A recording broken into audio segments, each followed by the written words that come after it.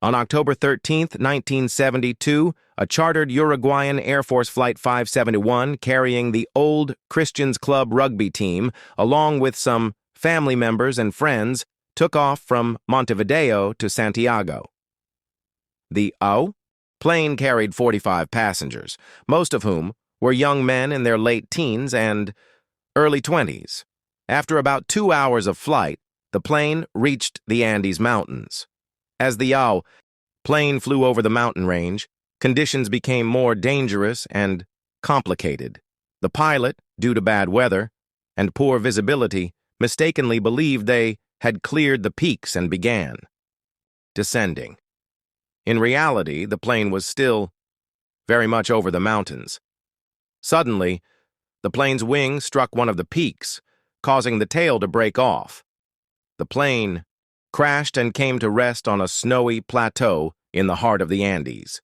Upon impact, 12 people died instantly, and many others were critically injured. The survivors found themselves stranded in freezing conditions, high in the mountains, with no shelter or supplies. Initially, the survivors sought refuge in the wreckage of the plane, huddling together to protect themselves from the extreme cold. But after some time, they became desperate as search efforts for their rescue were called off. News from the radio announced that there was no hope for further search operations.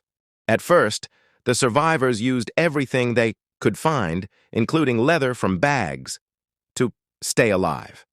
But as days passed, they were forced to face a far harsher reality. After several days of hunger, they were left with no choice but to consume the bodies of the deceased. This decision, while deeply traumatic, was the only way for them to survive. This part of the story became one of the most controversial and discussed aspects of the entire ordeal. 17 days after the crash, a massive avalanche struck the survivors' camp in the middle of the night, killing 8 more people. This tragic event further shattered the survivors' hopes. Yet they remained determined to keep fighting for their lives. After 60 days in the harsh environment of the Andes, Nando Parrado and Roberto Canessa decided to venture out in search of help. With minimal supplies and no proper equipment, they set off on a dangerous trek through the snow-covered mountains. During this journey, they encountered freezing temperatures and several other natural dangers. After 10 days of walking, Nando and Roberto finally encountered a shepherd.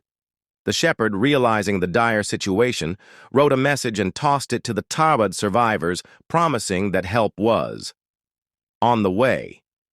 Finally, after 72 days, rescue teams located the remaining survivors. Of the 45 passengers, only 16 had survived. This story was later immortalized in the book and film Alive, which depicts the harrowing ordeal of the survivors. This incredible tale of survival remains one of the most remarkable examples of human resilience in history. The survivors demonstrated the sheer power of will, determination, and hope, showing the world how humans can push beyond their limits to survive against all odds.